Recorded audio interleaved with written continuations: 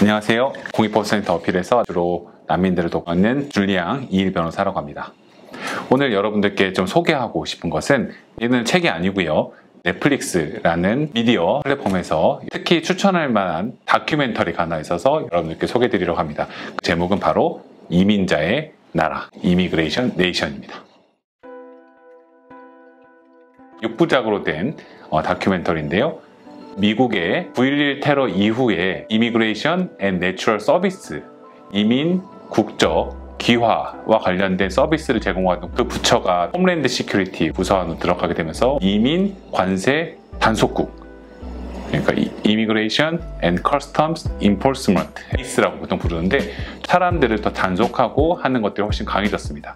특히 트럼프 대통령 들어온 이후에 그런 모습이 더 강해졌다고 들어지는데요. 미국에서는 다양한 이주민들이 다양한 배경과 다양한 비자 타입, 다양한 경들을 가지고, 왜냐하면 미국 자체가 이미 이민자들로 이루어진 나라였죠. 그래서 다양한 배경들이 가진 이민자들이 어떻게 함께 어울려 살아가는지가 미국의 전력을 보여주는 것들 중에 하나인데, 아이스 같은 경우는 사람들을 잔인하게 단속하거나 추방하거나 구금하거나 하는 것으로 좀 악명이 높은 곳입니다. 근데 이 다큐멘터리가 아이스 사람들을 가까이서 취재하면서 목소리를 듣고, 그 출입국 공무원이죠. 한국말로 말하자면 출입국 공무원들의 목소리를 듣고, 단속 과정과 그 다음에 단속한 다음에 구금하고, 구금되어 있는 분들, 당하신 분들의 이야기도 듣고, 그 가족들의 이야기를 듣고, 실제로 이게 발생되게 되는 배경은 무엇인가 보고, 또 이게 추방하면서 생겨난 문제는 무엇인가 보고, 국경을 넘어온 난민들의 문제는 무엇인가 보고, 국경을 넘어온 이주자들이나 난민들을 도와주면서 한편으로는 또 다시 추방하게 되는 이 미국의 역설적인 상황, 그리고 이게 커다랗게 운영되고 있는 어떤 커다란 비즈니스와 같은 형태의 모습을 되게 자세하게 들려주는 다큐멘터리입니다. 이게 다큐멘터리 제작자들이 생각한다면 상당히 매력적인 소재예요. 왜냐하면 보안구역 같은 실제로 접근하기 어려운 것들이거든요. 예를 들어서 한국에서 외국인 보호소를 찍는다든지, 외국 출입국관리소 안에 사무실 안에를 찍는다든지, 출입국 공무원들 이야기를 계속해서 추적하게 따라다니면서 내밀한 이야기를 듣는다든지, 보여주고 싶어하지 않은 단속 과정을 보여주면서 어떻게 체포하는지 이런 것들을 보여준다든지, 이런 것들, 국경에서 있는 것들은 어떻게 진행되고 있는지 이런 거를 보여주는 게 매우 쉽지 않은데, 이게 어떻게 가능했을까 싶을 정도로 보았습니다. 최근에 NPR에서, 라디오이죠, NPR에서 그 영화 감독들이 했던 인터뷰를 보니까, 초창기에 그 전부터 다양한 다큐멘터리를 찍어왔던 감독님들이 아이스 대원들과 좋은 관계들을 맺어오면서, 그래서 이제 계약을 맺고 이 다큐멘터리를 찍게 됐다고 하더라고요. 그래서 다큐멘터리 이제 많은 관계를 맺어오고 그렇기 때문에 계속해서 안에 들어올 수도 있고, 좀 예민한 이야기도 담을 수 있고, 그렇게 해서 잘 촬영을 했지만, 그 촬영한 이후에 오히려 막상 첫 번째 드래프트를 편집한 걸 보여주니까, 어떤 건 자르면 안 되겠냐, 어떤 건 안 보내주면 안 되겠냐, 또 사람들의 이름은 좀 가리면 안 되겠냐, 또 아니면 대선 이후에 이걸 보도하면 어떻겠냐 라는 이제 이런 형태까지 이야기도 들으면서 좀 고생을 하면서 넷플릭스에서 공개했다고 합니다. 얼마 전에 공개돼서 8월 20일인가에 공개되었고, 여러분들 지금 넷플릭스에 볼 수 있고요. 미국에서는 상당히 뜨거운 반응을 얻고 있습니다. 전문가 평점으로는 로튼토마토에서 100점, 정말 보기 힘든 다큐멘터리고 숨죽이면서 볼 수밖에 없습니다. 내용은 6가지로 되어 있다고 했죠. 첫 번째는 공포를 퍼뜨린 자들, 아이스가 실제로 이제 지금 트럼프 행정부 들어온 이후에 과거에 있었던 이미그레이션 레귤레이션, 이미그레이션 로를 위반했다라는 사실만 있으면, 크리미널 케이스와 연관이 있든 없든, 그것이 얼마나 중요한 범죄이든 아니든 다 체포할 수 있는 상황이 되어서 집에 들어가서 직접 단속하는 장면들, 심지어 사람들을 좀 어떤 면에서 약간 속이는 건데 경찰이라고 하면서 이제 단속을 한다라든지, 아니면 체포 영장이 없으면 들어갈 수가 없기 때문에, 본인의 동의가 없으면 들어갈 수 없기 때문에 잠깐 이야기를 나누자라고 하면서 들어간다든지, 이런 식의 단속하는 모습들을 보여주고요. 이게 좀 가슴 아픕니다. 이제 아이스에서 이제 단속당한 가족들의 이야기를 많이 보여주고 있고요. 특히 첫 번째 편에서 더 그게 많이 나오는데, 트럼프 행정부 초기에 있었던 이민자 단속과 관련된 문제에서 부모와 자녀들을 떨어뜨려 놓는 그런 부분이 있었어요. 많이 비판을 받았다고 했는데, 실제로 오랜 기간 동안 아버지, 어머니와 아이들이 떨어져서 각자 다른 구금소에 굽는, 그 아이들이 하도 정말 어린 유아들이에요. 어떻게 그 구금이 가능한지 모르겠었는데, 거기에 대해 비판이 많아지자 결국은 그 정책을 끝냈지만 많은 트라우마를 남겼던 정책으로 알고 있습니다.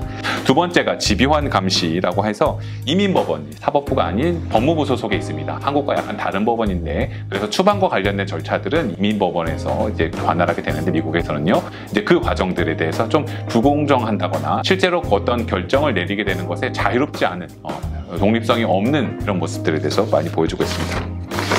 세 번째, 투표의 힘이라는 겁니다. 투표의 힘은 두 가지 이제 카테고리 내용들이 있는데요.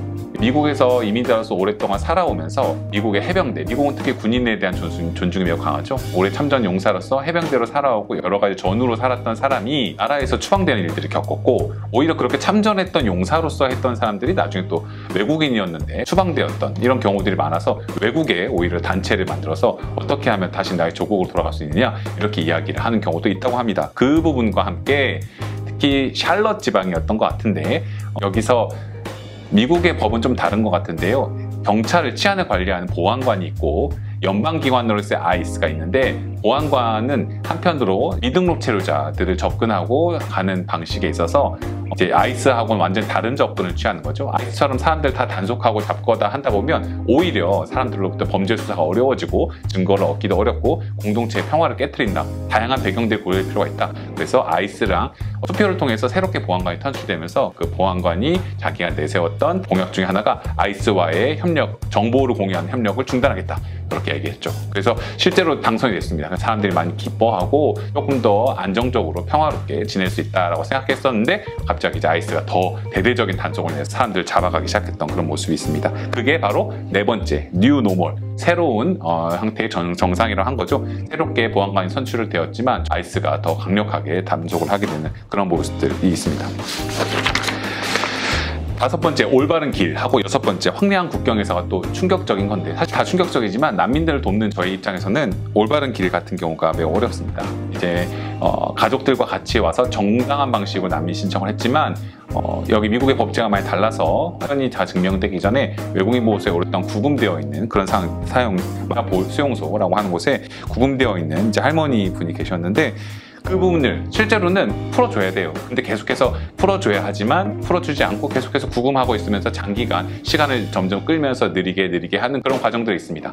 난민 신청자들이 실제로 어떻게 미국으로 들어와서 어떻게 고생을 하게 되고 되게 끔찍한 일을 갖게 되고, 특히 난민 제도들을 운영하던 걸 점점 줄여가게 되면서 어떠한 잔인하고 끔찍한 죽음들이 국경에서 사람들에게 생겨나고 있는지, 그리고 그게 실제로는 법을 완벽하게 어길 수 없기 때문에 그냥 안 돼라고 난민을 추방하지 않지만 시간을 점점 끌어가면서 사람들을 얼마나 괴롭게 하고 더 이상 오지 마라는 시그널을 어떻게 보내고 있는지가 나오고 있고, 이게 한국에 있는 출입국의 모습하고도 많이 겹쳐서 참 저는 가슴이 많이 아팠습니다. 6번이 황량한 국경에서는 단속을 위주로 하게 된 국경에서의 이제 밀국자 단속에 관련된, 밀국과 관련된 다양한 배경들이 난민이나 이주민들에게 있을 수가 있는데, 밀국에 대한 사정은 고려하지 않고 일단은 사람들을 더 엄격하게 단속하고 추적하면서 어마어마하게 죽는 사람들이 국경에서 많아지고 있고, 특히 뉴스에서 잘 보도되고 있지 않지만 6화에서 나오는 것처럼 매년 죽는 사람들의 통계가 무시무시하게 나올 만큼 국경에서 어떤 일이 일어나고 있는지를 보여줍니다. 실제로 이 정말 다큐멘터리의 장점은 아까 처음에 말씀드렸던 것처럼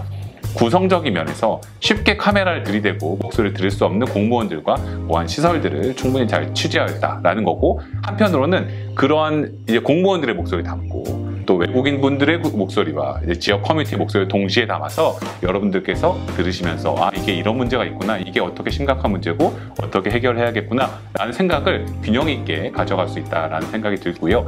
미국 같은 경우가 한국과 달리 이민자로서 구성되어 있는 사회의 구성 배경이 한국보다 조금 더 복잡한 배경이 있긴 하지만 이민자들과 함께 어떤 연대를 보이고 같이 살아가야 될 사람들을 구성원으로서 이게 재량적이지만 너무 고무줄처럼 왔다 갔다 하면서 사람들을 잔인하게 추방하고 잡아가는 출입국 공무원들에 대해서 어떻게 지역사회가 연대할 수 있고 고민을 해야 되는지, 또 이게 그냥 공무원들이 꾸준하게 얘기하고 있는 법 집행이라는 것이 실제로는 개개인의 삶에게 어떤 영향을 미칠 수밖에 없고, 어떤 경우에 부정의한 것인지 이런 모습들을 잘 보여준 드라마입니다. 출입국에 이민에, 국경에, 난민에 관심이 있는 분들은 모두 넷플릭스에서 이민자의 나라 한번 꼭 보시기 바랍니다.